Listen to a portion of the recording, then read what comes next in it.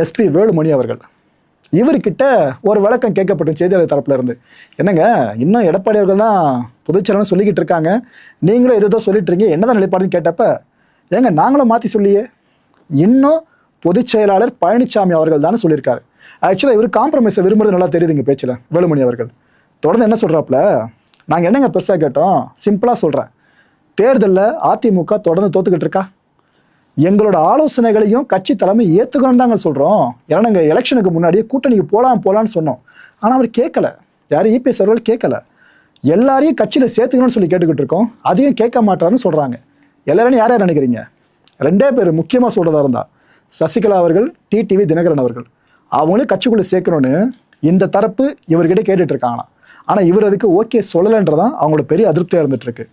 பொதுக்குழு கூட்ட சொல்லியிருக்கோங்க, அதை கூட்டி ஒரு நல்ல முடிவெடுக்க எல்லாம் காத்துக்கிட்டு இருக்கோன்னு சொல்லியிருக்காங்க. வேற என்ன நல்ல முடிவுன்னு நினைக்கிறீங்க? ஏடிஎம்கேல ஒரு அணி மட்டும் டிவிக்கு ஆட்சிக்கு சப்போர்ட் பண்ணாமல் எல்லாரும் சப்போர்ட் பண்ணால் நல்லா இருக்கும்ல, இதை சார்தான் கேட்பாங்கன்னு நினைக்கிறேன்.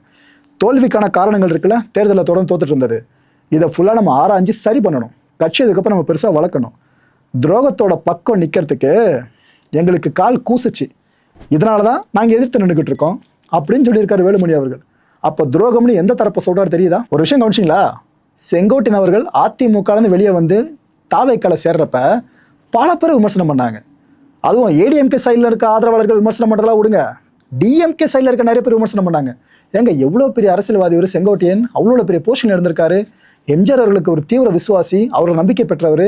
ஜெயலலிதா அவர்களோட தீவிர விசுவாசி, நம்பிக்கை பெற்றவர். அதான் இப்போ கூட ஒரு பாக்கெட்டில் அந்த ஜெயலலிதா அவர்கள் ஃபோட்டோ வேணும் மாற்றவேலை, அசம்பிளியில் போய் பொறுப்பேற்கும் போது கூட ஜெயலலிதா அவர்கள் ஃபோட்டோ தான் வச்சிருக்காப்புல, முதலமைச்சர் விஜய் பக்கத்தில் வச்சுக்கிட்டு. அவ்வளோ பெரிய ஆள், அப்பயும் அப்படிதான் இருந்தார். ஜெயலலிதா அவர்கள் படத்தை பாகையில் வச்சுட்டு இருந்தாப்புல. அந்த விஷயம் கனெக்ட் பண்ணி எல்லாருமே பேச ஆரம்பிச்சாங்க, விமர்சனம் பண்ணாங்க. அவரோட அரசியல் எதிர்காலம் அவ்வளோதான்ப்பா, அவரே குழியை தோண்டி மேலே மண்ணு போட்டுரு அதுன்ட்டு பல பேர் விமர்சனம் பண்ணாங்க. ஆனால் இவரோட டெசிஷன் மேக்கிங் ஸ்கில் பார்த்தீங்களா? இவர் எடுக்கிற ஒரு முடிவும் கரெக்டாக ரிசல்ட் கொடுக்குது. இந்த டிவிக்குள்ளே வந்தாப்புல அமைச்சர் இப்போ செங்கோட்டையன் அவர்கள், இப்போ ஏடிஎம்கே சார்ந்த ஃபியூச்சரை இவர் தான் நிர்மாணிப்பார்ன்ற மாதிரி இருக்குங்க. நிலமை அப்படி போய்கிட்டு இருக்கு. நான் மிகப்படுத்தி சொல்ல மக்களே எக்ஸ்பிளைன் பண்ணுறேன். செங்கோட்டையன் இப்போ என்ன சொல்லியிருக்காரு தெரியுமா? மக்கள் மேலே அக்கறை இல்லாதவர் யாரு? ஓகே, அதிமுகவோட இன்றைய சரிவுக்கு அவர் தான் காரணம்னு சொல்கிறாரு.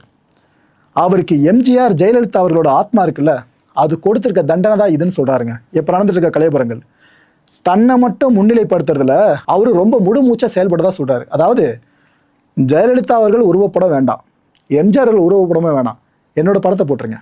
அத்திக்கடவு அவிநாசி திட்டம் அந்த விஷயம் சார்ந்தா தெரியல உங்களுக்கு? இது சார்ந்த ஒரு விஷயத்த அந்த தலைமை பண்ணதா இவர் இப்போ குற்றம் சாட்டியிருக்காரு. ஒரு மேட்டரே இப்போ ஒன்றுனா வெளியே வந்துட்டு இருக்குங்க.